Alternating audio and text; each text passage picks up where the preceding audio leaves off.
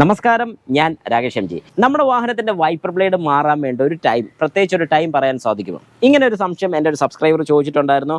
മുഹമ്മദ് തസ്ബീർ ആണ് ചോദിച്ചിരിക്കുന്നത്. ചോദ്യം ഇങ്ങനെയാണ്: വൈപ്പർ ബ്ലേഡ് എത്ര കാലം കൂടുമ്പോഴാണ് മാറേണ്ടത്? ഷോറൂമിൽ നിന്നാണോ പുറത്തു നിന്നാണോ വൈപ്പർ ബ്ലേഡ് ചേഞ്ച് ചെയ്യേണ്ടത്? ഓക്കെ, നല്ലൊരു ക്വസ്റ്റ്യൻ ആണ്. എനിക്ക് തോന്നുന്നു ഇതിനെക്കുറിച്ച് വൈപ്പർ ബ്ലേഡിൻ്റെ ഒരു വീഡിയോ ചെയ്ത സമയത്ത് ഞാൻ ഇത് പറഞ്ഞിട്ടുണ്ട്. ഇനി അത് കണ്ടിട്ടില്ലാത്ത ആൾക്കാരാണ് ജസ്റ്റ് ഒന്ന് കണ്ടു നോക്കുക. അതായത് സംഭവം എന്താണെന്ന് പറഞ്ഞാൽ, ഇതൊരു ആഫ്റ്റർ മാർക്കറ്റ് വൈപ്പർ ബ്ലേഡ് ആണ് ഈ വാഹനത്തിൽ ഇപ്പോൾ ഉള്ളത്.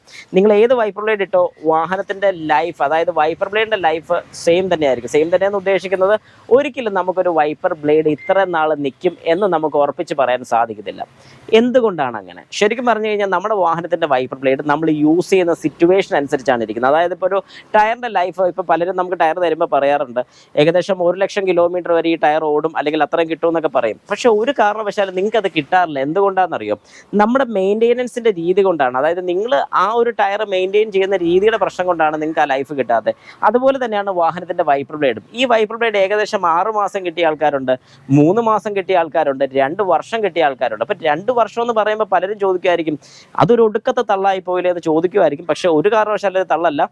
നമ്മൾ യൂസ് ചെയ്യുന്ന സാധനം, അതായത് ഏതൊരു ഐറ്റം നമ്മൾ യൂസ് ചെയ്താലും അത് റെഗുലറായിട്ട് വർക്ക് ചെയ്യുകയാണെന്നുണ്ടെങ്കിൽ, അതായത് റെഗുലറായിട്ട് യൂസ് ചെയ്യുകയാണെങ്കിൽ അതിൻ്റെ കംപ്ലയിൻറ്റ്സ് വരുന്നത് കുറവായിരിക്കും.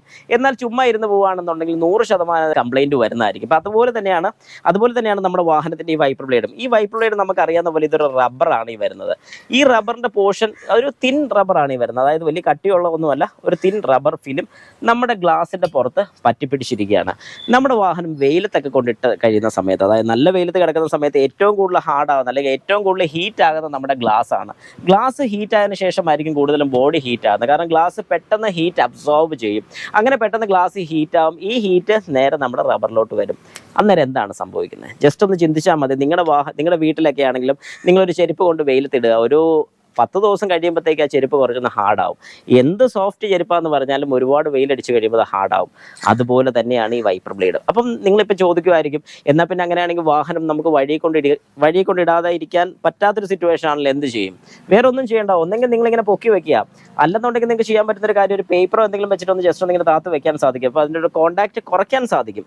പിന്നെ ഡെയിലി യൂസ് ചെയ്താൽ മതി. അതായത് വാഹനത്തിലോട്ട് കയറുന്ന സമയത്ത്, അതിപ്പോൾ രാവിലെ ആണെങ്കിലും വൈകിട്ടാണെങ്കിലും ഉച്ചയ്ക്കാണെങ്കിലും നിങ്ങൾ വാഹനത്തിലോട്ട് കയറുന്ന സമയത്ത് ഗ്ലാസ്സിലോട്ടൊന്ന് സ്പ്രേ ചെയ്യുക, വാട്ടർ സ്പ്രേ ചെയ്യുക, വൈപ്പർ ഒന്ന് യൂസ് ചെയ്യാം.